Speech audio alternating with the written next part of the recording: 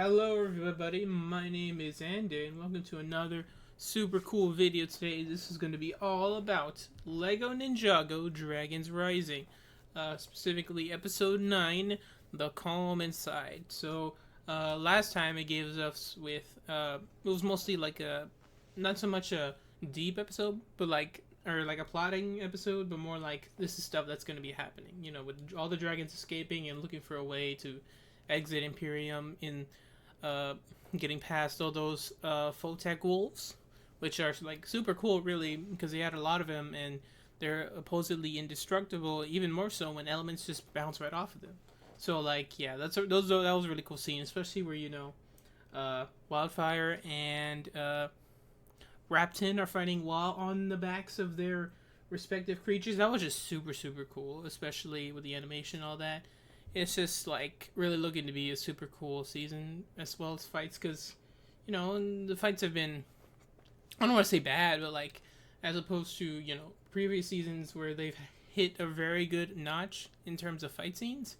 I still think they can reach that peak. They can still reach that with this animation. But I'm just saying, we're getting to a point where there's going to be a lot of really good fight scenes, I think.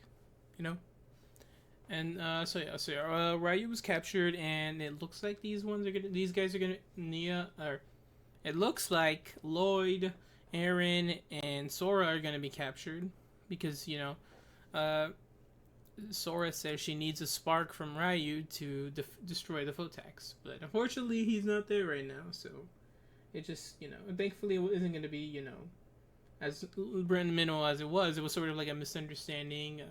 You're working for the wrong person kind of plot, but it didn't thankfully do anything like that. So yeah, I'm not sure what else to mention. Wildfire, she was great. We still don't know exactly where she got her powers. Either it was a merge or she just had it naturally, but even the computer that went up with her, the robot made, I guess, she said it was an anomaly, so who knows? They kind of brushed it off a little bit. At least that's what Lloyd says. That apparently this is the thing now.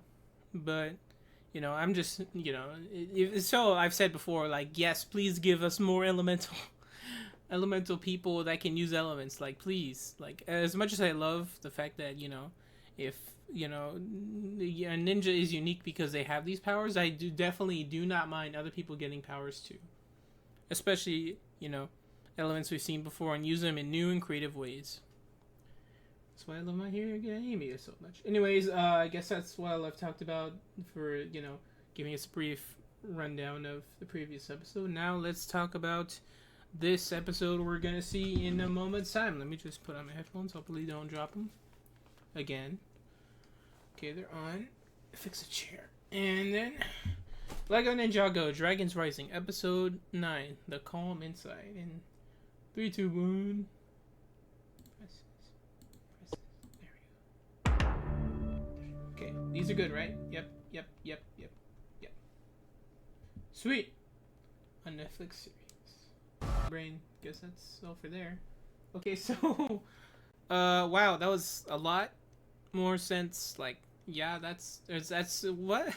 Okay, so okay, I'll go into the order of what things happened were, but for now, let's focus on that little portion. Okay, so Nia and Kai, they were both in two different places, right? One was over there, one was over there. So within when they continued walking further into the place, there were these little portals for what they say, and led them into that place, which it makes sense because technically the Cloud Kingdom wouldn't be connected to anything. It would just be like floating around. If it was connected, it'd be like, I don't know, it would constantly have something dragging behind it, I think. Otherwise, I guess it makes sense with the merge and all that, people getting teleported to different places.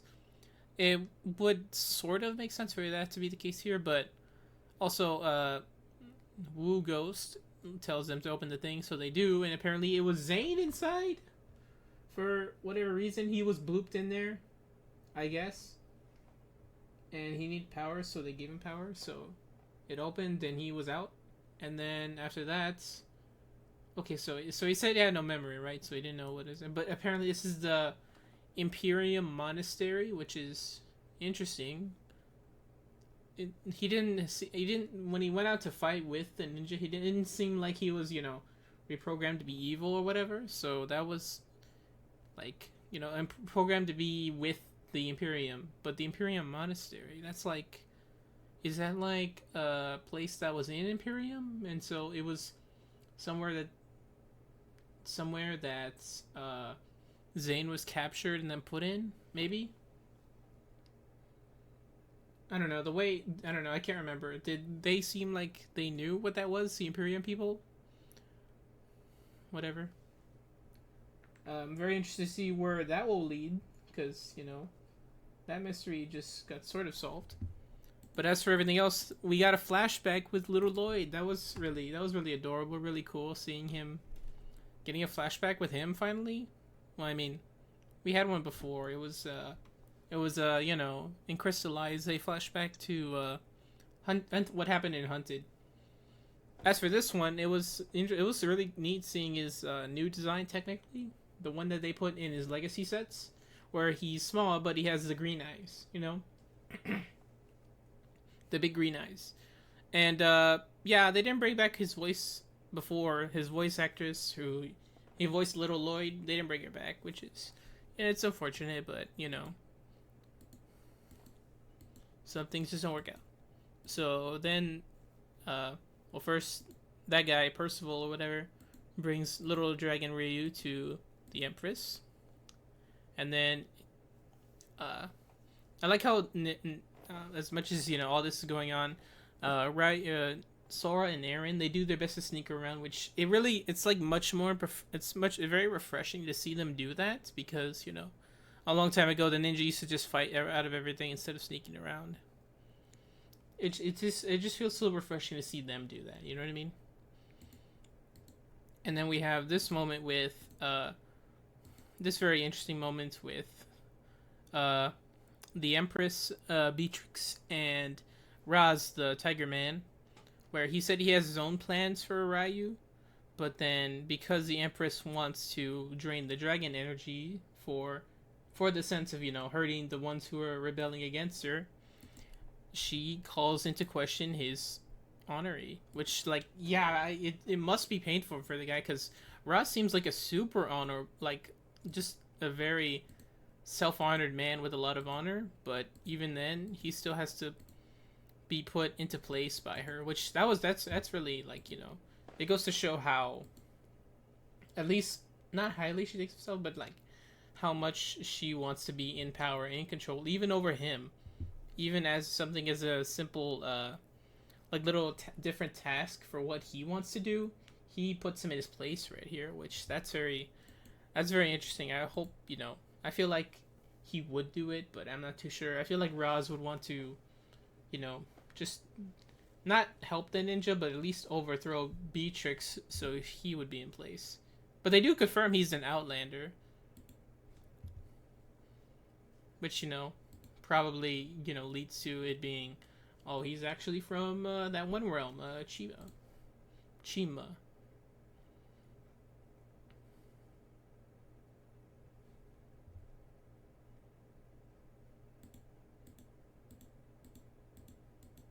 So yeah, for some reason, I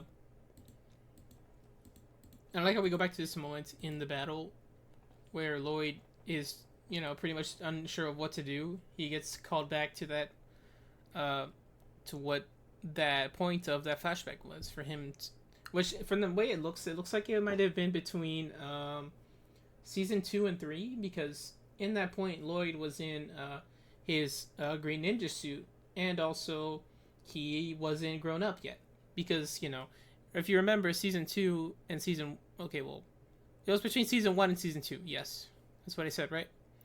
Because in season 2 he kind of got hit with a time tea or whatever it was called, something that made him much older, at least in his early teens. And before that he was they didn't have a home, right? They were looking for an apartment to stay in, so it makes sense that would be the land drop for Lloyd to train, because he was in that suit, and also they didn't have anywhere else to train because he didn't have a home. They didn't have a home. So then, so you know, so he does refer to our friend. So that's Lloyd, pretty sure. And then Zane is all like, "It's time for the Imperium Monastery to rise," which is very interesting. And we also have this little moment here where, what's her name? Her name is somebody. The red hair girl, the red hair lab girl. She says that she has a rivalry with Sora, which I imagine, you know, she probably would have that because she was basically what seems to be she's like Dr. LaRoe's assistant, and is, you know, probably would be jealous by the tech she has. Jordana, that's her name, my bad. And they actually remove their little speaker things, communicator, which is, you know, that's not really something you see much that Ninja do. They're always like, oh, they're calling from a cell or they're calling from somewhere. But no, they actually do that here, which is cool. And then the Ingenium, or not Ingenium, Imperium Monastery rises, which from the looks of it looks like it wasn't supposed to be there. But then it's so designed well like that, so who knows what that means. Who knows what that means indeed.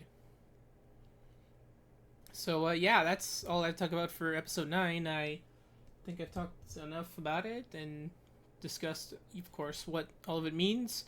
And I'm very anticipated and excited to see what happens next in episode 10.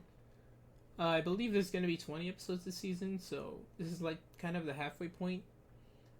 But it's also, you know, from the time of this recording, it's kind of the only last episode, because they split the season into 2 parts, which is really good in my opinion. It leaves, you know, things to be talked about between seasons, rather than just releasing all at once, with some unlike some shows do. Anyways, yeah, I guess that's all I have to talk about. This has been Ninjago, Lego Ninjago, Dragons Rising, episode 9. The Calm Inside. I'll see you all next time. Thank you for watching. Like, comment, subscribe, and I'll see you all next time. I already said that. My bad. My name is ANDAY, and bye-bye.